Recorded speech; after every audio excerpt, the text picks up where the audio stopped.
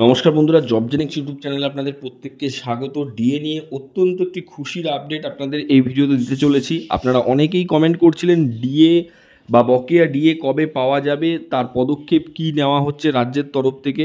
Supreme কোর্টের যেহেতু order রয়েছে এবং 4 সপ্তাহের মধ্যে সুপ্রিম কোর্টকে জানাতে হবে লিখিতভাবে এবং 6 সপ্তাহের মধ্যে ডিএ প্রদান করতে হবে, সেই অর্ডার রয়েছে সুপ্রিম কোর্টে। তো অবশ্যই নবান্ন সেই দিকে কিন্তু কর্মরত। এখানে মলয়বাবু তার ফেসবুক পেজে একটি গুরুত্বপূর্ণ আপডেট দিয়েছেন। তিনি কি লিখেছেন আগে আমরা দেখে নেব, তারপরে আপনাদের নোটিশটা নিয়ে আলোচনা করব।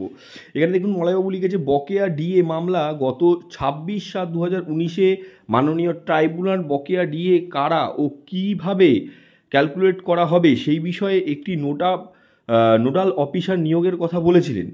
এবার সেই অর্ডারের সরকার হয়তো মান্যতা দিল। তিনি কি লিখছেন দেখুন, স্যার দীপঙ্কর বণিককে সরকার নোডাল অফিসার হিসাবে নিয়োগ করছেন। এই ব্যাপারে পূর্বে আমি বিস্তারিত বলেছি, কর্মচারী নিশ্চিত উপলব্ধি করতে পারছেন। অর্থাৎ ডিএ যে দেওয়া হবে তা কিন্তু প্রায় কনফার্ম। একটা নোডাল অফিসার নিয়োগ করতে হবে, সেক্ষেত্রে কিন্তু দেখতে পাচ্ছেন শ্রী দীপঙ্কর বণিককে কিন্তু নিয়োগ করা হচ্ছে নোডাল অফিসার হিসাবে, এবং তার অফিসিয়ালি কিন্তু যে চিঠি বা নোটিশ সেটা কিন্তু রাজ্যের তরফ থেকে পাবলিশ করা হয়েছে।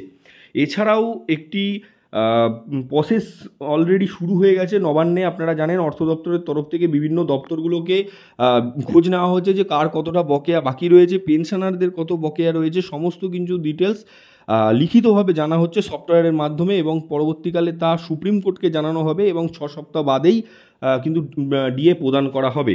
তো এক্ষেত্রে নোডাল অফিসার নিয়োগ করা হলো, শ্রী দীপঙ্কর বণিককে কিন্তু নিয়োগ করা হয়েছে।